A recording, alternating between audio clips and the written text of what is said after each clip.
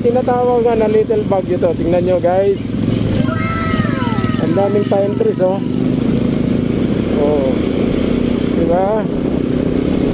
Nakasalubong yung pine trees. Nasa gilid-gilid lang ng kalsada. Yes. Ang ilapit.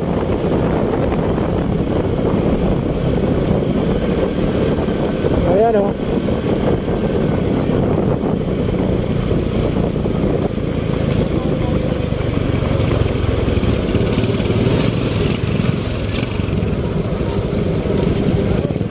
Guys,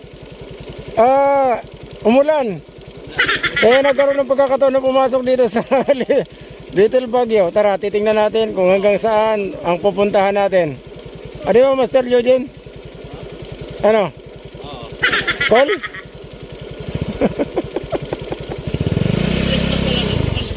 Dali lang.